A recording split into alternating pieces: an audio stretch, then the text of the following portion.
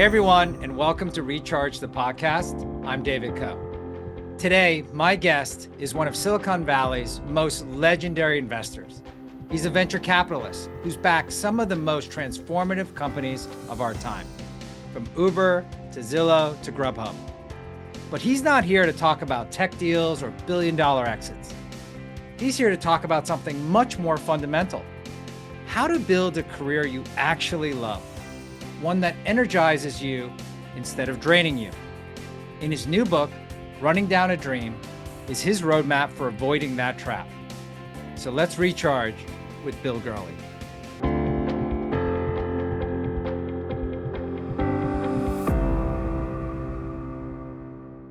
Welcome, Bill. Hey, Thank David, you for joining us. Thanks for having me. I really appreciate it. Well, I'm so appreciative for you being here today. I know you are deep in book mode right now with your newly released book, Running Down a Dream. And I got to tell you, I so appreciated reading it. I could not put this down, and I am really looking forward to our conversation today to talk more about this incredible book.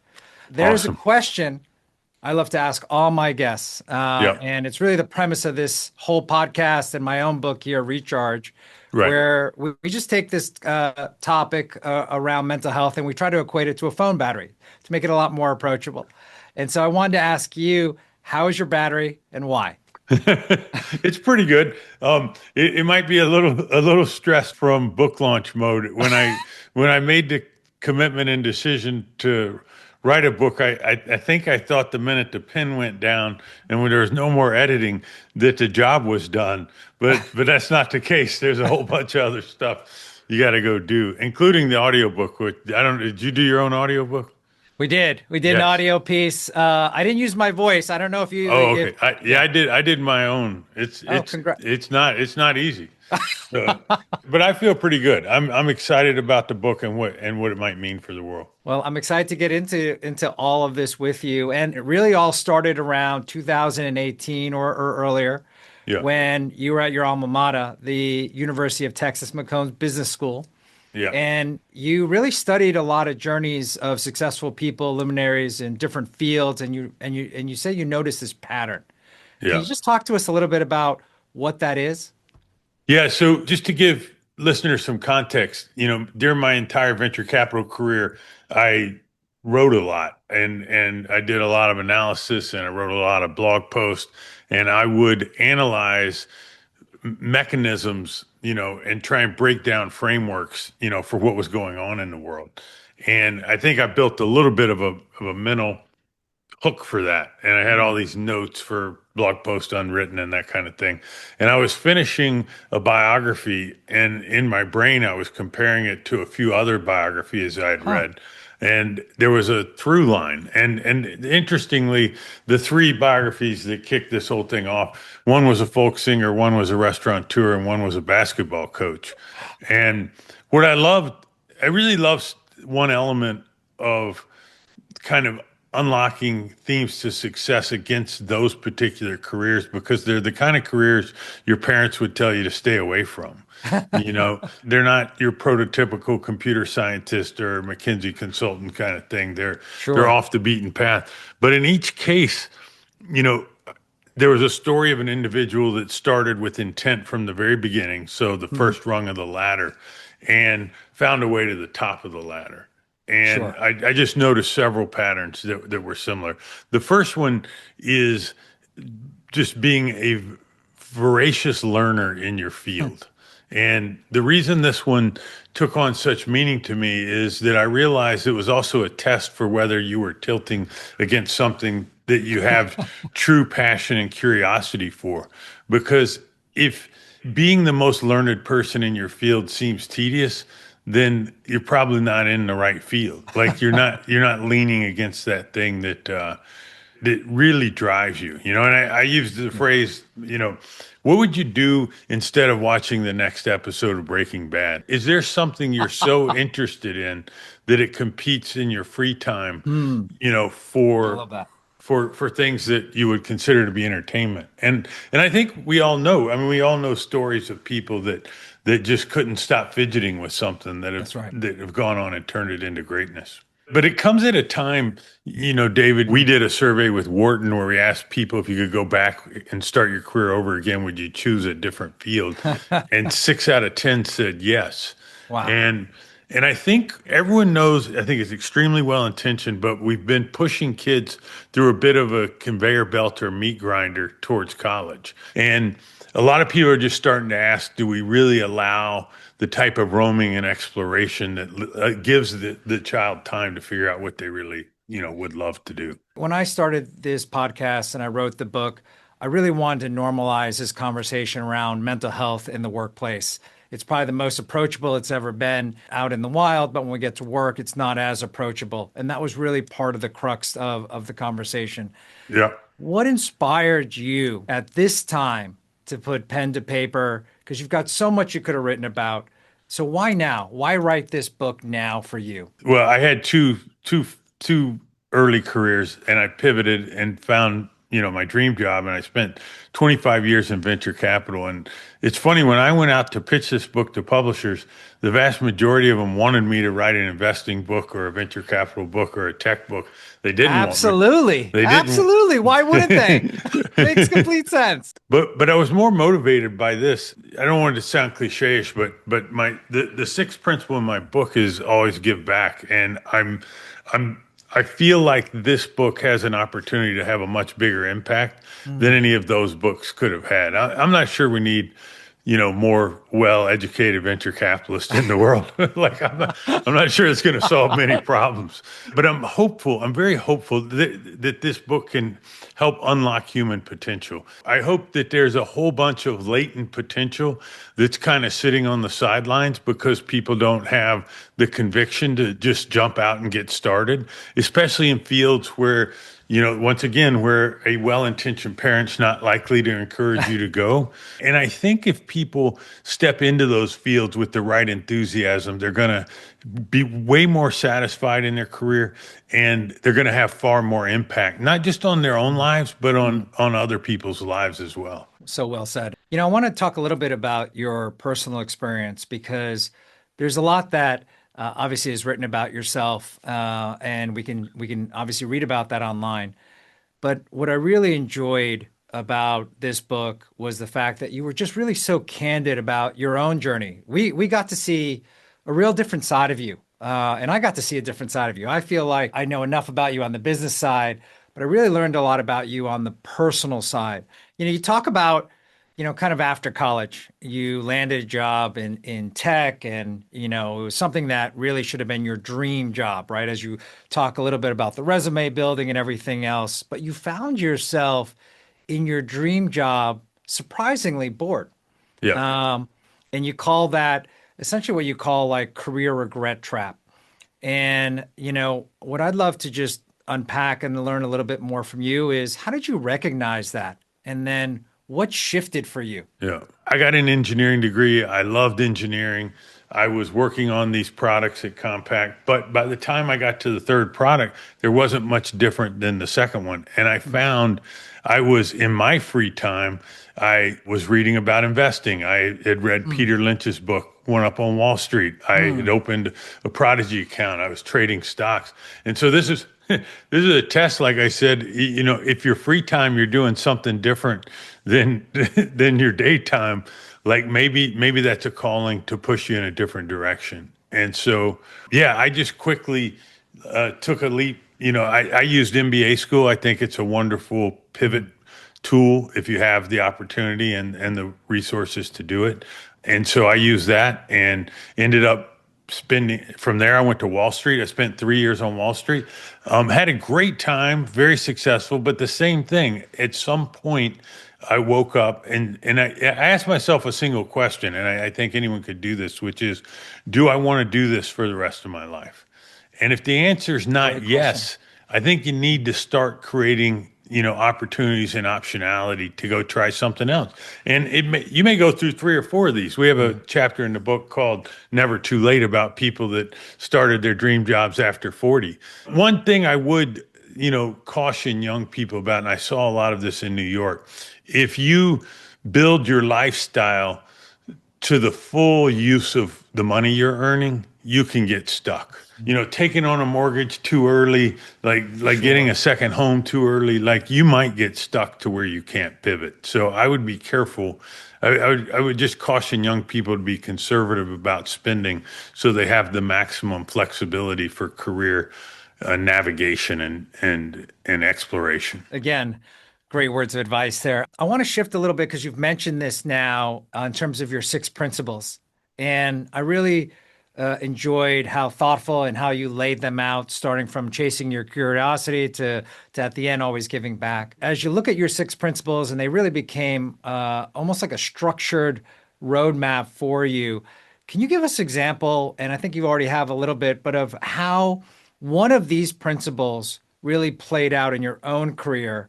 And do you kind of hear that over and over again of any one of these principles? Has there been one principle you've gone back to more than the others, or they've been kind of all equal to you throughout your career? I think the one that I feel most strongly about, and that I think is most unique relative to the others that I talk about, is about peer relationships. I Sure. think that most humans don't take advantage of peer relationships as much as they can, and I think they worry about giving away trade secrets or personal advantages of some Of kind, course. and they worry about competition with these individuals. And I just think it's the wrong approach. I think it's not a zero sum world. Rising tides lift all boats. And the more people that you can connect with that are on your same journey, you start to co-learn. You start to share networks, you share connections, and everything kind of gets exponentially easier. But it's not a natural human tendency. I talked to, as a venture capitalist, I talked to a few founder CEOs and tried to encourage them to have each of their direct reports find four peers externally and meet Yeah, with them once a year and come back. I love And that. and it's not natural. I Yeah. know from asking people to go do it, they feel awkward about it. Yet we uncover many stories. I had this in my own life, but some of them are just amazing. If you read the chapter about the athletic directors, there were Yeah. there were like eight of them that all met when they were at the very beginning of their career, and they're all Yeah. now at the top of D1 schools and are Right. considered a threat because of their relationship. And they all rose together, and it's just a fascinating story. And so anyway, that's the one that just speaks to me the most because I think it's the one that's not leveraged enough. You probably have. I assume you have peer CEOs that you talk to all the time. Absolutely. And we talk about this a lot as well, how we at one point we're all together in a company, like at Yahoo, for example, or Zynga, which I were in, and a number of us then kind of split into different industries. I think the part that has held us together is the fact that we've held a lot of diversity of thought along the way, and we've helped each other. One thing I've been very grateful for. So I really appreciate that point because a lot of times people will talk about mentors, which you mentioned as well, and others. But Yeah. I totally agree. That peer part is difficult sometimes because you feel like you're going to give away too much. And can you be as open and as honest with other Well, individuals? and one of the advantages of a strong peer group is that you can be more honest and vulnerable than you might be with a mentor. Like you're Yes, gonna be worried with a mentor that you're kind of exposing weakness or letting them down. And the peer group can also be there, like when you're having a bad day. And great peer groups do love this that. extremely well. Love And that. they have your back. They recognize what you're going through, and they get behind you. Yeah, I often find too in a lot of my peer networks that many of us have the same types of struggles. Once we start to open up, once you find that trust and that bond where you don't feel it can be used against you in some manner, you're much more open and you realize we're kind of all in that same boat. We're having the same struggles.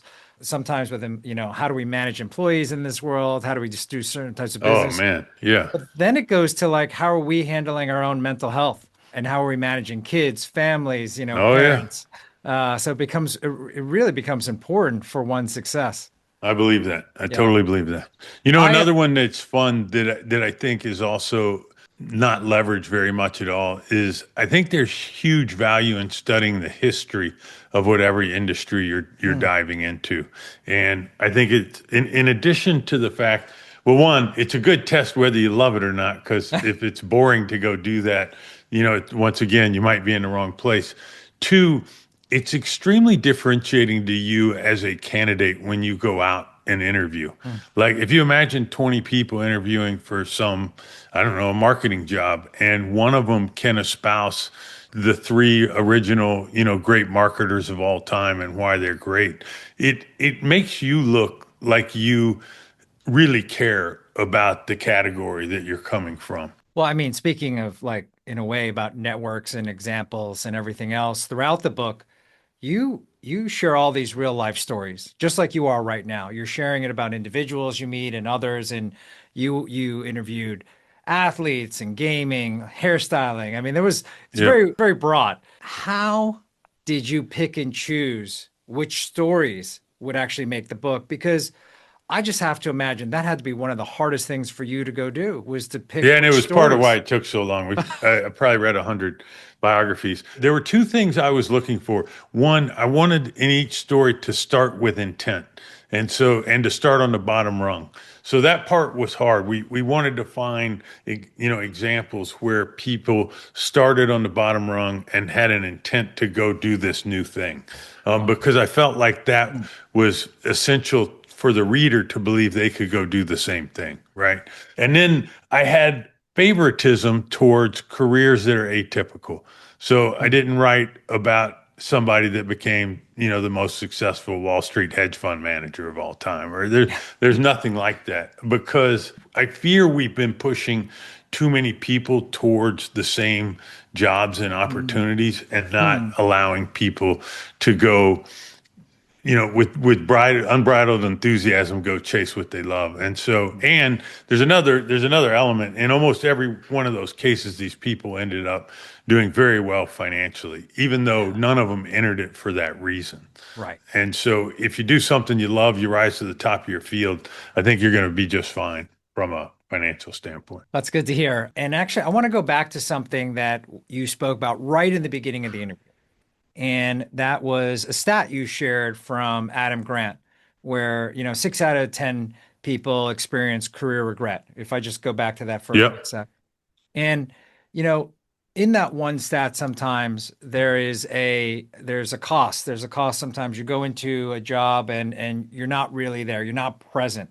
And there's a mental health cost, not only to yourself, but to that employer where you're spending time, your coworkers, for Your example, coworkers, yeah. who may worry about you as well. In your opinion, what is that cost of being on that wrong career path? I mean, it's everything you said. The Gallup data is like staggering. It's like 23% of people are thriving or engaged, 59% are quietly quitting, and 18% are loudly quitting. They're like being intentionally disruptive in the workplace. And that's that's not a good sign. Like I just, and it's not healthy. And so I do think getting people in the right place, I use a phrase, life is a use it or lose it proposition. Like if you recognize you're in the wrong place, I would start finding a way to move. Like it's okay. That actually flows really well into this next question, just around, again, as we talk about where work doesn't feel like work, where that hustle doesn't feel like you're hustling, where work can really energize you rather than deplete you on a daily basis. If you're keeping kind of score, how do you know, or what advice do you give to people when they've actually found it? They may not even know it. They may not know they're in the moment where they've actually found it.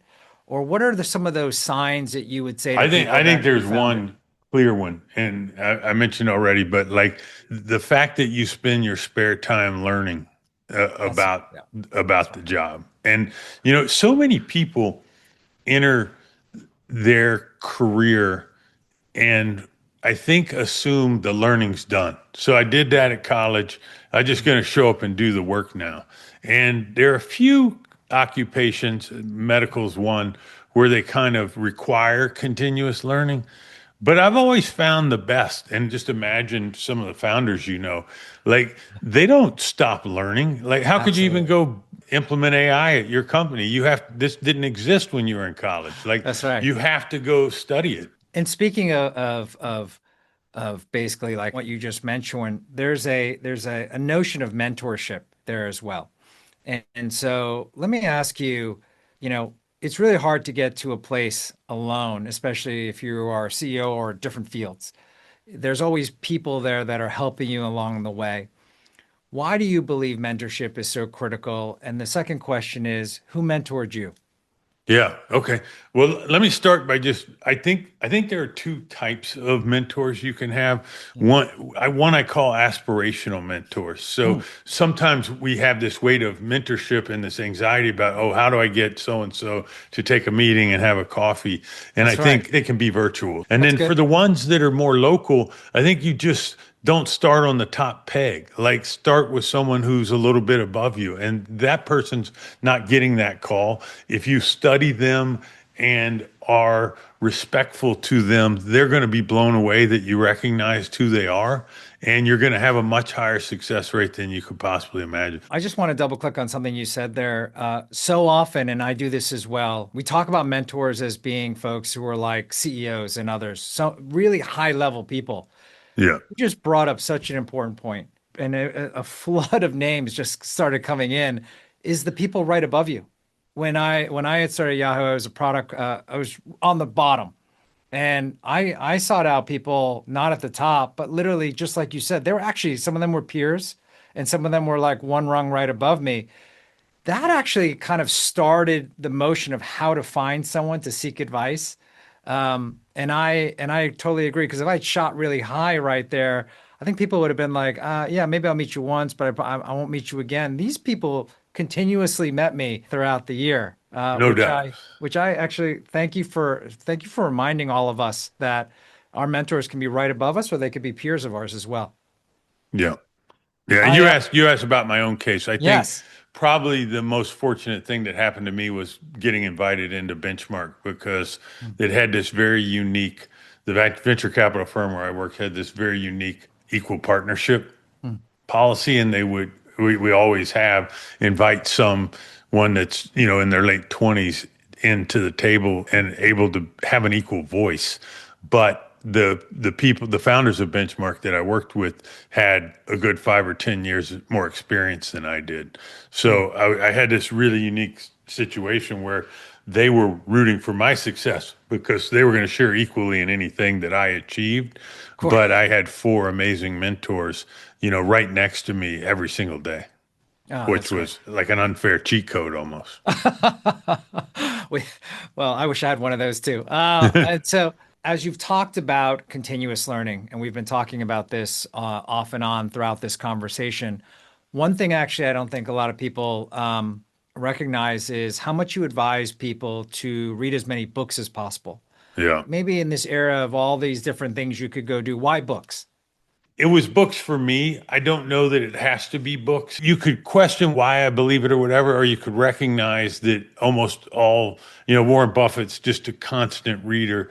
There's so many people, and you start to borrow things from farther away too. Like the big innovations that you might make might come, from someone in an entirely different field, and and it just requires kind of infinite curiosity is what I Oh, would say. love that. Love that. Totally agree. Listen, here at Calm, we talk a lot about sleep. I talk about this as well and how my relationship has changed with sleep over the years. Yeah.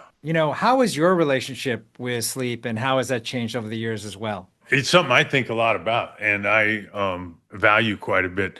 The things that have been effective for me that are borrowed from some of the better writing in books, like complete pitch black darkness, 68 degrees or lower, which Oh, yeah, yeah, of not course. not everyone does, but those things and relative quiet, if possible.